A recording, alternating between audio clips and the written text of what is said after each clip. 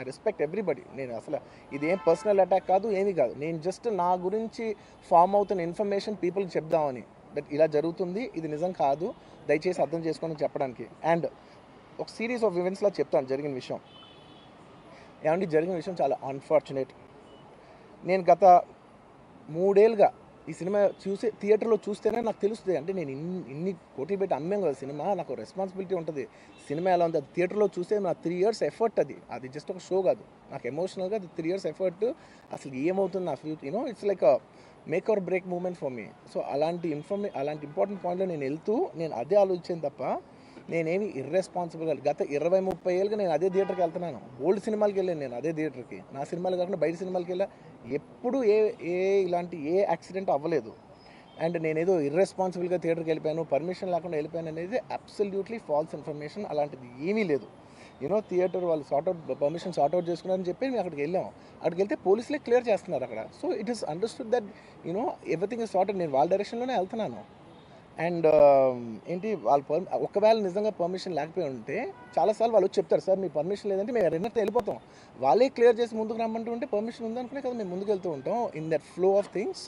So నేను ఆ mind స్పేస్లోనే ఉన్నాను. అండ్ నేను చెప్పాల్సింది ఏంటంటే అసలు ఇక్కడ this a false allegation that there is a road show, ఏంటిది ప్రొసెషన్. అసలు ప్రొసెషన్ కాదు, రోడ్ షో కాదు, ఏమీ కాదు. జస్ట్ థియేటర్ ఇక్కడ ఉన్నాను, అక్కడ theatre just couple of yards away from the theatre. అది అసలు రోడ్ షో కాదు, ఏమీ కాదు. కార్ అలా వెళ్తూ ఆగిపోయింది. ఒక పాయింట్ తర్వాత ఎంత జనం కూడిపోతారంటే అండి, మీరు కనపడితే కానీ జనం వెళ్ళరు. బౌన్సర్లు కానీ ఎవరన్నా పోలీస్ కానీ అందరూ అడుగుతారు, సార్ మీరు ఒక్కసారి వేవ్ చేసాను సార్ వాళ్ళు వెళ్ళిపోతారంటే మేము మామూలుగా ఎప్పుడు బయటకు వచ్చి అందరికి వేవ్ చేస్తాం. అది నేనే కాదు, ఎనీ లీడర్, ఎనీ సెలబ్రిటీ ఎవరైనా అడగండి, మనం వేవ్ చేస్తేనే వాళ్ళందరూ జరుగుతారు. ఓకే చూసాం, సాటిస్ఫాక్షన్ ఉంటుంది, అప్పుడు దే స్టార్ట్ మూవింగ్ అవే. ఆ దీని మీద చేశాను. And it's also respect. ఇంత వేల మంది చూస్తానికి వచ్చినప్పుడు నేను నా కార్ లోపల, టెంటెడ్ కార్ లోపల దాక్కుని కూర్చుని ఉన్నా. బట్ అంతమంది అంతమంది వచ్చినప్పుడు వాళ్ళకి ఏం కావాలి, హీరోది ఒక గ్లిమ్స్ కావాలి అంతే. అది కూడా ఇవ్వకపోతే నేను ఎంత యారగెంట్ కింద ఉంటుంది. ఇంతమంది ప్రేమ చూపిస్తే నేను కాలు కూర్చున్నారులే అనుకుంటాను నేను. అరే నేను బయటకు వచ్చి ఒక్కసారి వాళ్ళందరికీ థ్యాంక్ యూ ప్లీజ్ పదండి ఇలా అంటుంటాను. మీరు చూడండి నా జస్టిస్ అని చూడండి. ఇలాంటే ఇలా పదండి అంటే నేను చెప్తేనే వాళ్ళు వెళ్తారు.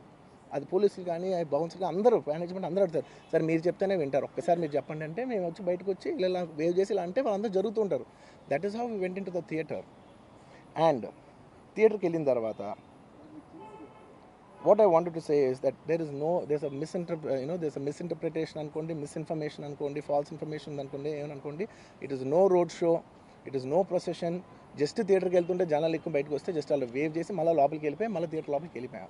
అండ్ థియేటర్ లోపల మీ సినిమా చూసిన కొంచెం సేపటికి, సార్ నా వర్క్ అసలు ఏ పోలీసు కానీ ఎవ్వరూ నాకు వర్క్ అసలు నన్ను కలవలేదు, నాతో ఏం చెప్పలేదు.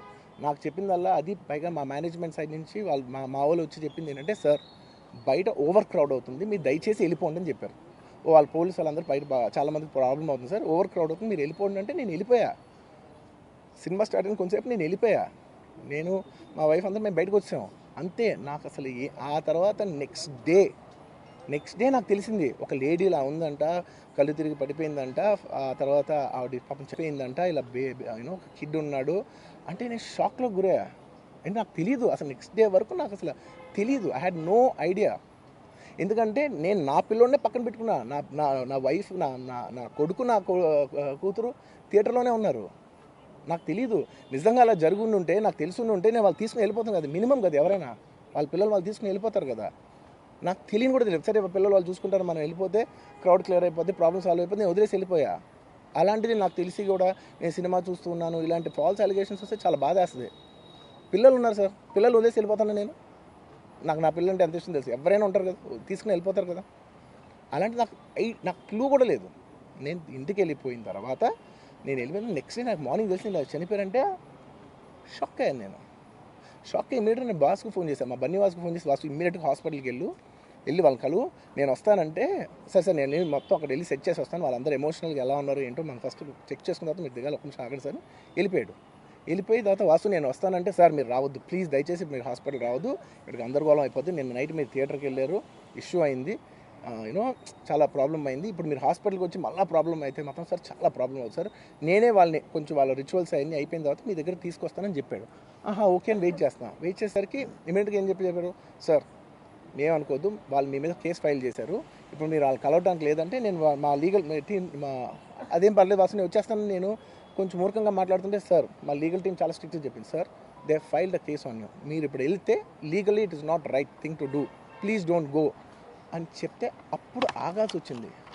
సార్ నాకు ఒక్కటే విషయం చెప్తా సార్, ఎవరో వైజాగ్లో చనిపోతేనో లేకపోతే చనిపోతున్నారంటేనో లేదంటే విజయవాడలో చనిపోతున్నారంటే ఒక పెద్ద ఆవిడంటేనో లేదంటే చిరంజీవి గారి ఫ్యాన్స్ మన నూర్బాయ్ లాంటి వాళ్ళు లేదంటే కళ్యాణ్ గారి ఫ్యాన్స్ మన ఎవరో అంటేనే వాళ్ళందరికీ నేను వెళ్ళి పర్సనల్గా సార్ ఇక్కడి నుంచి విజయవాడ వెళ్ళాను సార్ ఎవరినో కలవటానికి, ఒక లేడీని, ఒక వైజాగ్ వెళ్ళాను ఇక్కడి నుంచి ఎక్కడో ఉప్పలు ఉంటే ఎక్కడో దాటి ఉంటే అక్కడికో వెళ్ళాను. అలాంటిది